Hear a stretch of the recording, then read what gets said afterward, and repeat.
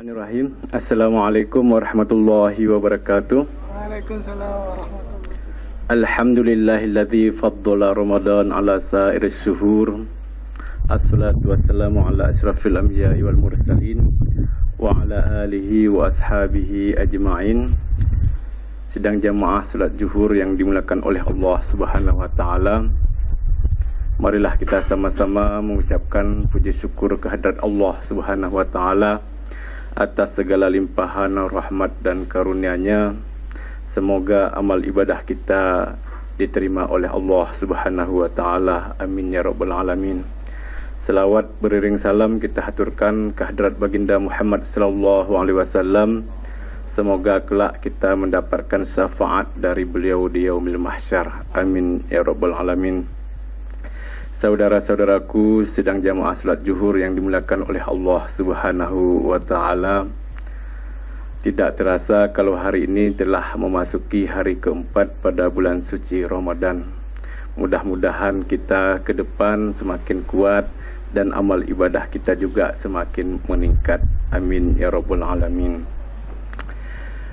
Kalau mengacu kepada praktek baginda Rasulullah sallallahu alaihi wasallam, ketika bulan Ramadan itu tiba, Rasulullah terlebih dahulu memberitahukan keluarganya, menginformasikan akan datangnya bulan suci Ramadan, kemudian juga memberitahu akan keagungan dan keistimewaan bulan tersebut. Kemudian juga beliau mengajak keluarganya untuk mempersiapkan diri melaksanakan ibadah mahdoh dan juga gairu mahdoh, yaitu ibadah sosial. Ini artinya apa? Bahwa keberadaan keluarga dalam sebuah kehidupan itu sifatnya sakral, urgen, yang harus kita lindungi dan kita memiliki tanggung jawab yang besar di sisi Allah Subhanahu wa taala. Karena dalam keluarga tidak bisa kita hanya sendiri selamat sedangkan keluarga kita tidak jelas.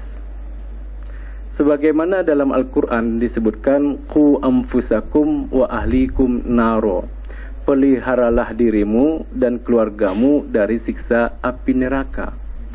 Kemudian juga dalam sabda Rasulullah, ya, sebaik-baik kamu adalah yang baik terhadap keluarganya, dan saya sendiri sangat baik terhadap keluargaku. Begitulah sabda Rasulullah sallallahu alaihi wasallam.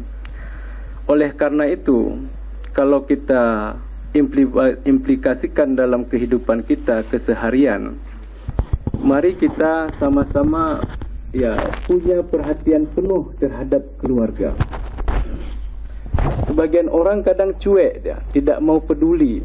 Dia rajin dan tekun sekali beribadah, tetapi terhadap pasangan dan juga anaknya dia tidak mau tahu. Ini orang yang seperti ini berarti dia bersifat egois, hanya ingin masuk surga sendirian. Padahal kita dalam keluarga itu adalah saling yang menasihati dan saling mengingatkan. Misalnya dalam keluarga nih, banyak kita lihat orang melaksanakan ibadah puasa, kemudian juga datang ke menasah, melaksanakan salat tarawih, tetapi dia sendiri tidak melaksanakan solat 5 waktu gitu. Nah, kalau dalam keluarga itu sebagai pasangan yang baik, seharusnya istri mengingatkan bahwa ya sia-sia saja kalau kita melaksanakan ibadah sunat seperti solat tarawih, tetapi solat fardu tidak pernah kita laksanakan. Begitu juga terhadap anak.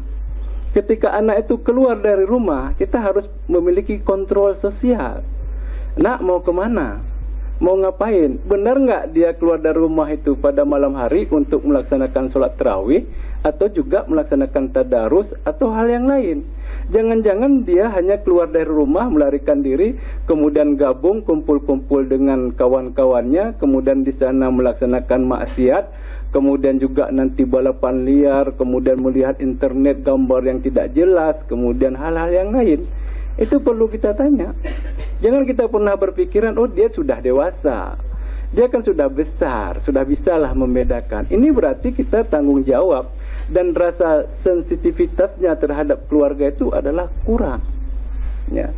Kemudian juga dalam keluarga itu ya perlu kita ya bertanya sejauh mana pemahamannya terhadap Al-Quran, kemudian juga ibadah dan rutinitas apa yang dia laksanakan selama ini, kemudian berapa juz sudah khatam Al-Quran, kemudian siapa temannya, kemudian apa buku bacaannya, ya perlu kita perhatikan. Hadirin sedang jamaah salat zuhur yang dimuliakan oleh Allah Subhanahu wa taala. Kemudian puasa ini melahirkan nilai-nilai yang sangat positif buat keluarga. Di antaranya, kalau dalam hubungan suami istri, berarti karena itu bulan puasa, berarti kita mengekang hawa nafsu dan tidak boleh marah. Maka kalau kita aplikasikan dalam kehidupan kita sehari-hari, itu kita tidak gampang marah kepada pasangan kita. Karena tidak ada yang sempurna.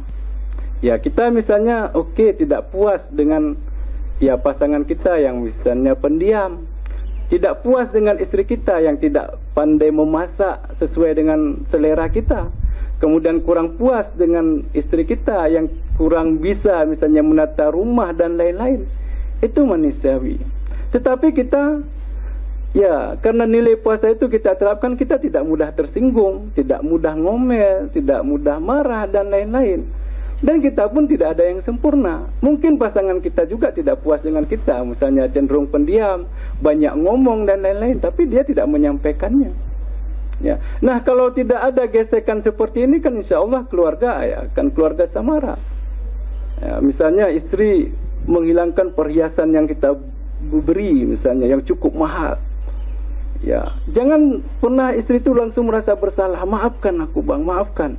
Jangan pernah kita takut-takuti misalnya, kamu memang dasar perempuan yang gak ini atau apa. Tapi alhamdulillah adik, baru perhiasan yang seperti itu yang hilang. Asal jangan adik aja yang hilang. Kalau adik yang hilang, kemana hendak saya cari itu. Ya, ini akan mewujudkan kehangatan dalam sebuah rumah tangga. Kemudian juga karena dalam puasa itu yang tahu adalah hanya kita bersama Allah, berarti nilai dalam hal ini adalah kejujuran. Betapa banyak saat ini angka perceraian semakin meningkat karena tidak ada lagi kejujuran antara suami dan istri. Ya, istri mudah berselingkuh, suami apalagi. Kemudian suami tidak pernah memberitahu berapa pemasukannya, berapa pendapatannya. Ya, tidak pernah diberitahu secara terang-terangan, secara jelas. Sehingga istri itu dalam batinnya menjerit. Kemana uang ini? Nah, kalau memang untuk kredit bayar ini, ya kita beritahukan. Ini laporannya istriku tersayang, supaya tidak ada dusta di antara kita. Ya, seperti itu nilai kejujuran. Kemudian juga dalam hal ini, itu adalah bulan puasa, berarti di sini adalah penghematan, pengiritan. Ini kita ya terbalik. Bulan puasa itu dijadikan parade makanan. Kemudian juga ya semua ya karena dalam puasa ya berdasarkan ya karena lagi haus, lagi lapar, yang ini pun suka ini. Sampai rumah cuma satu macam aja yang mampu kita telan. Yang lainnya sudah kenyang dan lain-lain. Kalau bulan sebelumnya itu kita misalnya pengeluaran 10.000 misalnya dalam sehari, berarti kalau di bulan puasa hanya menjadi 5.000 paling maksimum. Kalau di kita terbalik, di bulan biasa 100.000 per hari, di bulan puasa menjadi 250.000. Berarti kita belum memaknai esensi dan substansi dari sebuah ya puasa itu sendiri, yaitu mengekang hawa nafsu yang tujuannya adalah pengiritan, penghematan, sehingga sisa-sisa ini bisa kita infakkan, kita nafkahkan kepada orang yang sangat membutuhkannya. Dari sini berarti kalau kita terapkan kepada hidup berkeluarga, berarti dalam kehidupan itu kita sederhana. Tapi itu juga tidak boleh miskin. Ya, sederhana, tidak boleh glamor. Kalau hanya kita misalnya cukup 2 baju, jangan belikan sesuai dengan selera kita jadi 5 pasang. Ya, kalau kita dalam rumah itu misalnya makanan itu hanya untuk ya ada 3 orang, belikan sesuai dengan 3 orang. Jangan dibelikan untuk yang 5 orang dan lain-lain, karena ini mubazir. Dalam sedekah saja tidak boleh mubazir. Ya, jadi itu dalam, sehingga nanti anak kita, keluarga kita tahu dia bahwa hidup ini tidak boleh bermewah-mewah, tidak boleh glamor, sehingga nanti kalau dia tidak kesampaian apa yang dia inginkan, terjadilah praktek korupsi, kemudian menghalalkan segala cara dan lain-lain.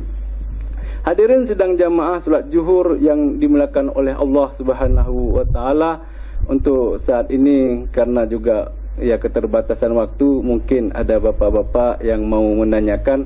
Ya, saya akhiri, saya mohon maaf. Wabillahi taufiq wal hidayah. Assalamualaikum warahmatullahi wabarakatuh.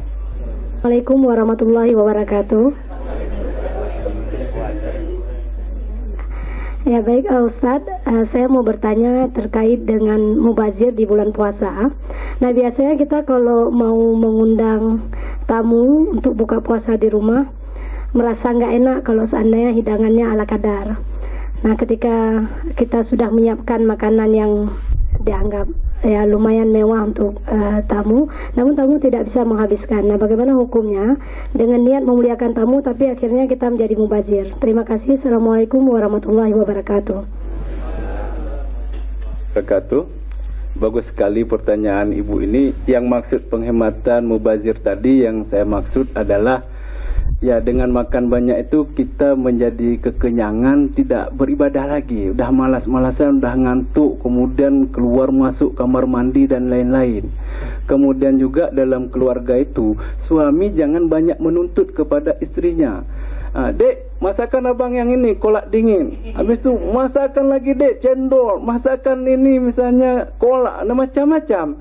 Sehingga istri ini habis umurnya dan waktunya dalam bulan Ramadan itu penuh di dapur. Kapan dia bisa beribadah, mengaji, menghatamkan Al-Quran, sholat sunat dan lain-lain?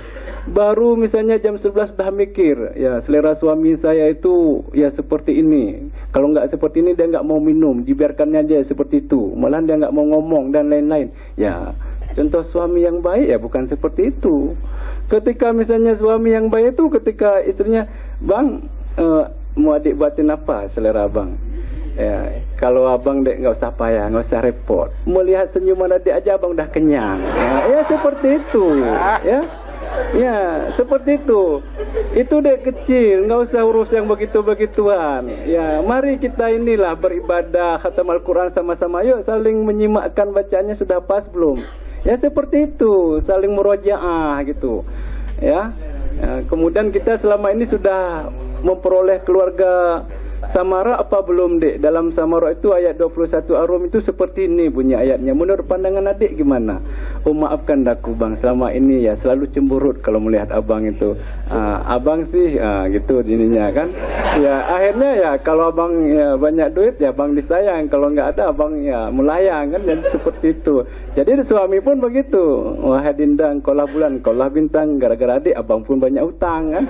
Ya jadi seperti itu. Jadi kalau seperti tadi misalnya kita penghormatan terhadap tamu, ya itu ya tidak masalah. Nama juga ya pemulia jame, ya ikramud duyuf, ya tidak masalah. Tetapi jangan sampai di sini nanti makanan itu banyak berlebih, tersisa, kemudian harus terbuang.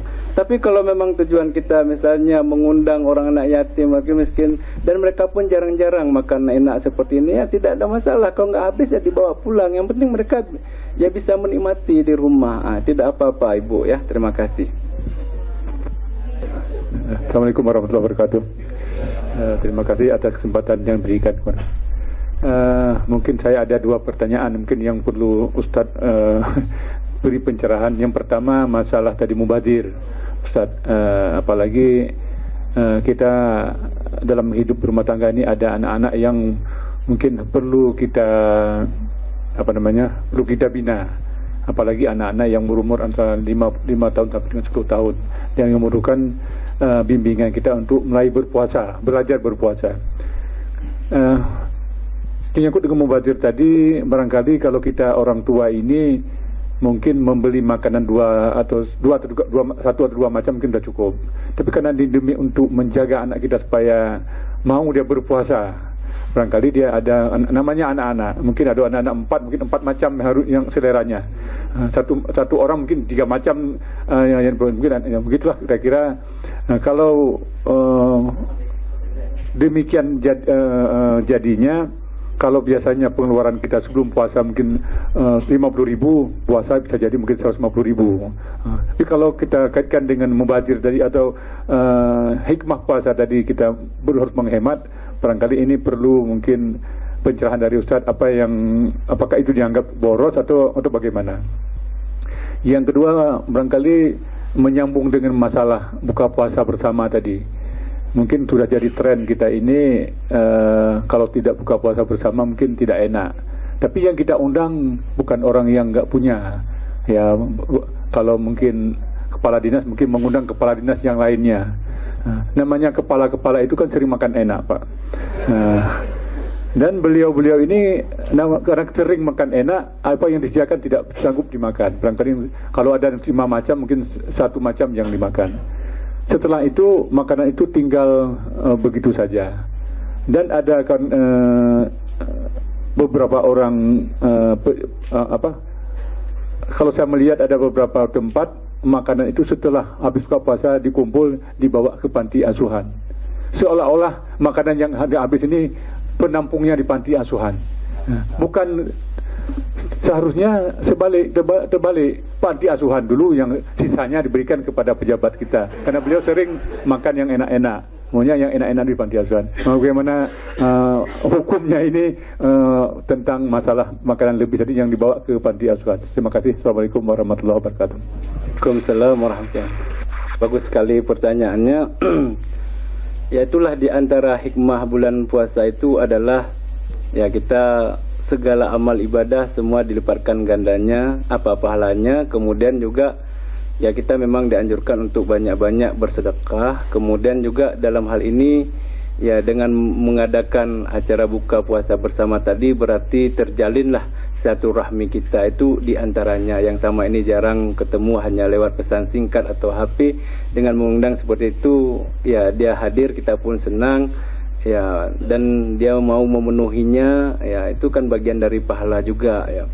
Intinya dalam hal ini adalah tidak ada masalah dalam ya antar kepala, antara ini, yang penting ya ada nilai silaturahminya di situ. Kemudian ya kalau memang ini juga tidak habis, maklum mungkin karena kadang sudah biasa makan yang enak. Kalau ini kadang takut kolesterol, asam urat, macam-macam lah. Semakin berumur kan semakin ini lah. Ya tidak apa-apa kalau memang ini tersisa kita berikan kepada yang memang membutuhkannya. Toh ini pun ya bukan berarti penghinaan ataupun pelecehan. Misalnya ini sisa dari ini kita, kan tidak ada yang jorok, tidak ada yang kotor di situ ya. Tidak ada masalah dalam hal ini. Tetapi yang dianjurkan adalah kita kalau mengadakan buka puasa atau apa ya sebisa mungkin di samping juga kepala dinas misalnya, itu kan nggak banyak dia ya, paling 5 orang. Tapi kan ada lagi orang yang lebih membutuhkan yang jumlahnya bisa 15 orang, 20 orang. Ini juga jangan kita lupakan supaya mereka pun bisa menikmati makan bareng bersama ya idola mereka lah, orang tua yang mereka kagumi. Kemudian juga masakan yang selama ini jarang mereka temukan. Nah, kemudian mengenai anak-anak tadi, itu benar Pak, kalau satu anak ya 5 misalnya, 5 macam permintaannya. Kemudian 4 anak berarti 20 macam yang harus kita ini. Itu manusiawi, namanya juga anak-anak. Tapi ketika misalnya itulah di antara hikmah bulan puasa itu adalah nilai kebersamaan dalam keluarga. Misalnya kita makan sahur, kemudian juga berbuka puasa bersama-sama. Itu akan tumbuh rasa kehangatan dalam keluarga itu. Misalnya kita nanyakan anak kita, gimana anak perkuliahannya, apa problemnya, kemudian kendala yang dihadapi, itu kan dia pun hangat, cair, bisa menyampaikan yang selama ini mungkin ya itu tersumbat karena dia segan, ya jadi nggak pernah kesampaian ya. Sehingga orang-orang yang nggak bisa menyampaikannya dengan baik itulah menjadi pelampiasan di luar. Dia curhat sama kawannya. Ya akibat curhat sama kawan, ya masuklah golongan nanti LGBT, kemudian menjadi pergaulan bebas. Dan tapi kalau dia dapatkan dalam keluarganya itu penuh kehangatan. Kalaupun ada orang yang menggoda, dia tuh sudah punya benteng yang kuat. Ini sudah saya dapatkan dalam keluarga saya. Oh, saya sudah biasa curhat, sudah bisa menyampaikan. Kemudian dari situ, karena sering bermusyawarah, maka dia berarti semakin mudah menerima perbedaan pendapat. Ya, dia semakin menghargai pendapat orang lain. Walaupun tidak sesuai dengan dia akan hargai. Dia santun. Ya, tidak brutal, tidak egois, tidak sembrono, dan juga kurang menghargai dan lain-lain. Nah, itu dari nilai-nilai kebersamaan dalam sebuah keluarga tadi. Nah, kemudian kalau dikaitkan ini, ya kita cerita-cerita misalnya, oh di antara hikmah puasa itu adalah kita sama penderitaan kita dengan orang-orang yang lemah gitu. Oleh karena itu ya kita hari ini misalnya jajannya itu dikurangi supaya sisa ini bisa kita bantu kawan-kawan adik yang lain supaya dia juga bisa makan enak sama seperti kita. Itu tujuan dari sebuah puasa gitu, di antaranya. Kemudian juga ya kita harus peduli dengan yang seperti ini juga, karena itu juga besar sekali pahalanya, sama juga dengan ini misalnya orang yang berpuasa itu kan ya, begitulah dikasih ini. Memang awal dan itu agak sulit ya, itulah dimulai dari internal, dari lingkungan keluarga. Maka pendidikan yang paling bagus adalah bukan ya pada lembaga formal, tetapi dimulai dari keluarga. Itulah namanya ketahanan keluarga. Melalui puasa inilah hal itu bisa kita wujudkan. Dan jangan lupa kita, karena ini bulan puasa, kita juga ya sering-seringlah mendoakan pasangan kita. Kita kadang terlupa, jarang mendoakan istri, yang istri jarang doakan suami, jarang mendoakan anak. Ya itu egois kita, berarti kita hanya mikirkan karir, uang, kesibukan dan lain-lain. Ya berdoalah untuk pasangan itu semoga di surga dijumpakan kembali ya. Seperti itulah keinginan kita. Mudah-mudahan ya apa yang kita inginkan tercapai dan terwujud. Akhirul kalam, wabillahi taufiq wal hidayah. Saya mohon maaf. Assalamualaikum warahmatullahi wabarakatuh.